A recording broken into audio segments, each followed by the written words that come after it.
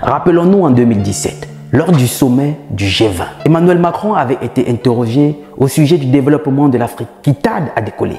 Est-ce que la France n'avait-elle pas sa responsabilité?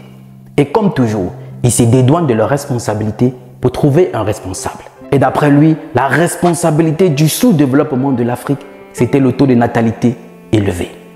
Écoutez. Il avait dit ceci. D'une lutte pour la bonne gouvernance, d'une transition démographique réussie, quand des pays ont encore aujourd'hui 7 à 8 enfants par femme, vous pouvez décider d'y dépenser des milliards d'euros, vous ne stabiliserez rien. Ainsi, c'est pour montrer au monde, le développement de l'Afrique tarde à décoller parce que les femmes africaines font beaucoup d'enfants. Un gros mensonge. Parce qu'on nous a toujours fait croire, avec leur discours biaisé, avec leurs médias de propagande, que l'Afrique, c'est le continent le plus peuplé. Parce que les femmes africaines font beaucoup d'enfants. Mais aujourd'hui, on a plus ou moins des possibilités de faire des comparaisons. Et se dit, ça c'est du mensonge, ce n'est pas vrai. Et c'est justement ce mensonge qu'ils enseignent à leurs enfants à l'école.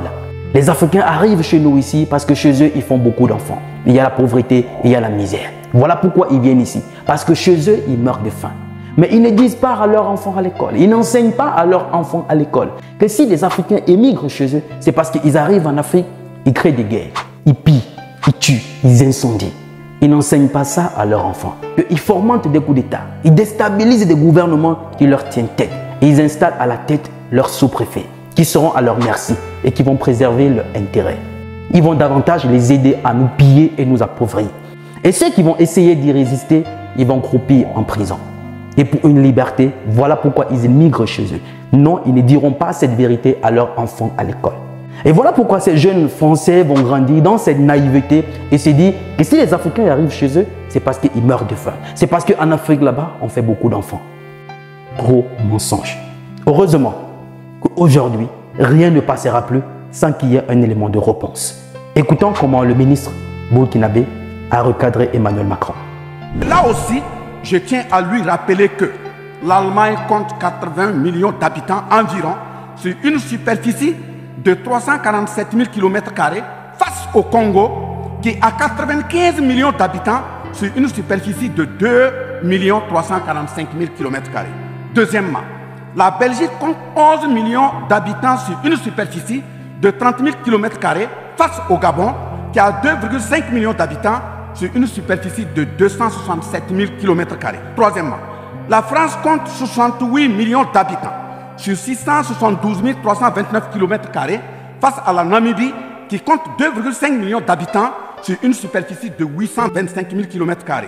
C'est fort de tout ce qui précède que justement Aimé Césaire, paix à son âme, disait, je cite, « L'Afrique est le seul continent au monde où les populations chantent et dansent et applaudissent pour ceux qui les appauvrissent, les affament et les torturent. Le malheur de l'Afrique, c'est d'avoir rencontré la France. » Fin de citation. Et ça, ce n'était pas faux. Aimé Césaire, père à son âme. Le malheur de l'Afrique, c'était d'avoir rencontré la France. Parce que tout ce que la France a fait en Afrique, c'était juste dans le sens de nous retarder, de nous piller, de nous appauvrir et nous maintenir dans cette position de dominer. Et de venir prétendument avec leur aide pour s'ériger en bienfaiteurs, soi-disant aide budgétaire, aide au développement, et s'en servir pour nous maintenir dans cette position de dominer. Parce que rappelons-nous, aider quelqu'un, c'est faire en sorte que cette personne n'ait plus besoin de vous. Le contraire, c'est de l'assujettissement. Oui, ils nous ont assujettis avec leur soi-disant aide. La France, qui n'a pas d'or, qui n'a pas de pétrole, qui n'a pas de bois, qui n'a rien, un sous-sol pauvre, comment est-elle cette France, entre griffes, apportera de l'aide à l'Afrique, qui est l'avenir du monde? Gros mensonge. Il y a ce vent qui souffle un peu partout en Afrique francophone. Cette hostilité à la politique française. On ne veut plus de vous. Et d'après eux, c'est un sentiment anti-français. On a toujours dit, il n'y a pas de sentiment anti-français. Parce qu'aucun peuple africain n'est contre le peuple français. L'Afrique en a marre de la politique mensongère française en Afrique. Et voilà pourquoi elle est en train d'être évincée de l'Afrique. Et comme toujours, elle refuse d'en assumer sa part de responsabilité, de réajuster sa politique et se mettre aux normes du monde actuel, qui est un échange bénéfique, un partenariat bénéfique dans les deux parties. La France veut toujours rester dans son ancienne façon de fonctionner, de dicter ce qu'on doit faire, choisir ce qui est bien pour nous, choisir nos amis, en quelque sorte, notre lendemain ne dépend que d'eux. Et ils ont oublié que le monde évolue, les choses avec, et que les anciens réflexes, c'est terminé. Mais non, partout ailleurs, sur tous les médias de propagande, ils brandissent toujours « leurs soldats sont tombés chez nous ». Leurs soldats sont venus nous sauver. Sans eux, les États n'existeraient pas. Ils ont sauvé l'Afrique, ils ont sauvé. Ils ont la mémoire très courte. Heureusement que l'histoire ne ment pas.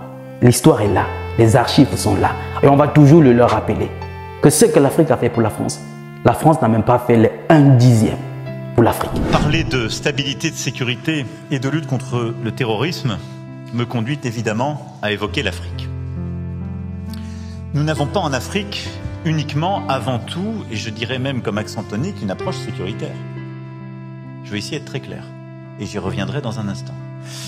Mais enfin, de fait, nous avons eu une implication sécuritaire parce qu'il y avait des risques terroristes, et qu'il y en a toujours, et parce qu'il y a eu une demande d'État souverain que nous venions les aider. Et c'est dans ce cadre qu'a été décidée d'abord l'opération Serval, puis l'opération Barkhane. Je le dis avec beaucoup de force parce que si on l'oublie aujourd'hui, et si on cède aux arguments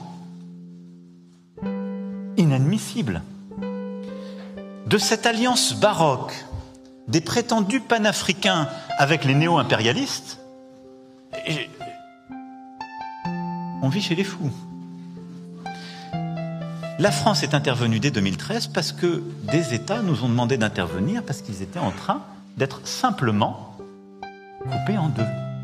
Si la France n'était pas intervenue, si nos militaires n'étaient pas tombés au champ d'honneur en Afrique, si Serval puis Barkhane n'avaient pas été décidés, nous ne parlerions pas aujourd'hui ni de Mali, ni de Burkina Faso, ni de Niger. Ces États n'existeraient plus aujourd'hui dans leurs limites territoriales.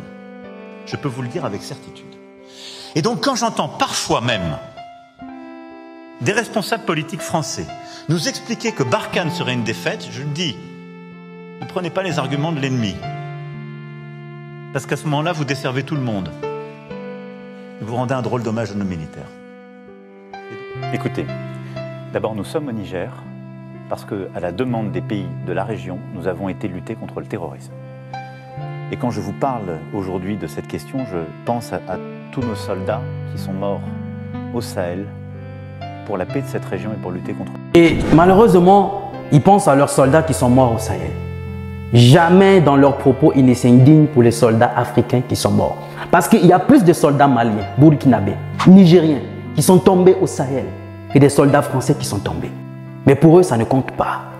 Pour eux, c'est insignifiant. Le plus important, ce sont les soldats qui sont tombés, qui vaut de l'or.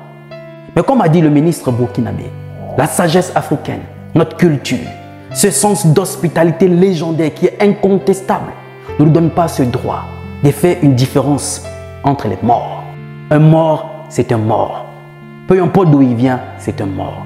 Ils ont droit aux mêmes hommages. Il n'y a pas un super mort et un moins mort. Tous les morts ont les mêmes droits. Tous les morts sont pareils. Ils sont morts pour la même cause, qui était quoi? La défense de la liberté. Mais en oubliant une chose, que ces soldats qui sont tombés au Sahel n'est que la conséquence de ce qu'ils ont fait en Libye, soi-disant vouloir installer une démocratie. Un président qui, pour vouloir régler ses problèmes personnels avec le président Kadhafi, décide d'instrumentaliser une partie de la population en Benghazi, s'en servir pour mettre KO ce pays. Et aujourd'hui, on sait ce qu'est devenu la Libye. Et c'est des gens comme ça qui se mettent dans les médias de propagande, sans gêne, sans honte, et disent qu'ils sont venus sauver l'Afrique. Et leurs soldats sont tombés pour qu'on ait l'état du Mali, du Burkina ou du Niger. Écoutons les réponses du ministre burkinabé. L'Afrique n'aime pas comparer les morts. C'est un manque d'éducation que de le faire. Par conséquent, je m'incline respectueusement sur la mémoire de toutes les nationalités ayant perdu la vie en Afrique en général et au Sahel en particulier. Ainsi, sur les sorties hasardeuses, condescendantes et malheureuses du président de la République française Emmanuel Macron et qui frise souvent le ridicule tout en se glorifiant d'une hypothétique condescendance sur les peuples africains, je m'impose le devoir de lui faire un petit cours d'histoire sur sa propre histoire. Voilà pourquoi les salles de classe sont faites pour que les enfants apprennent les cours et grandissent bien, que de s'adonner à autre chose, au risque de se perdre à jamais. Les salles de classe sont faites pour que les enfants apprennent et non pas pour autre chose. C'est autre chose ici, c'est la sexualité que l'État français veut commencer à apprendre aux enfants dès le primaire. Où va le monde? Et récemment, j'étais en vacances en France. J'ai échangé avec certains qui s'indignent sur cette décision. J'ai dit, mais vous n'avez pas à vous indigner. Au contraire, c'est moi qui dois m'indigner vers cette naïveté dont souffrent la plupart des Français. Comment quelqu'un qui n'a pas d'enfant décide qu'on va apprendre la sexualité à vos enfants à l'école primaire et vous ne vous révoltez pas? Ça ne vous dérange pas? Macron n'a pas d'enfant. Macron ne sait pas comment on prend soin d'une famille, comment on veille sur un enfant. Et comment quelqu'un comme ça va prendre une décision qui protège un enfant? Ce n'est pas possible. Il ne prendra que des décisions qui peuvent exposer tout simplement les enfants. Parce qu'un père qui a des enfants, quand il prend des décisions, il voit l'impact sur ses enfants et les enfants des autres. Mais s'il n'a pas d'enfants, il s'en fout. La loi sur la retraite, aller en retraite à 65 ans en France, ça a causé une vague de contestation. Même des enfants sont sortis dans la rue pour manifester. Mais ça ne l'a pas ralenti dans son élan. Pourquoi il n'a pas d'enfants? Donc pour lui, ce ne sont pas ses enfants qui payeront ça. Sa femme est déjà quasiment vieille, elle est à la retraite. Lui, il aura une meilleure retraite. Et c'est terminé. Il n'a pas d'enfants. Pour dire, cette loi aura une conséquence sur ses enfants. Alors, il s'en fout. Quelqu'un qui n'a pas d'enfant ne sait pas comment on veille sur un enfant. Ne sait pas comment un enfant a la fièvre. On se réveille en milieu de nuit pour veiller sur lui, pour savoir si la fièvre a diminué. Il ne sait pas comment on accompagne un enfant à l'école et on va le chercher. Il ne sait pas comment on éduque un enfant. Et c'est quelqu'un comme ça qui prendra des décisions pour protéger les enfants. Je suis désolé. Non, pas du tout. Je précise qu'aucun peuple africain ne s'est opposé au peuple français. Il n'y a pas donc de sentiment anti-français en Afrique.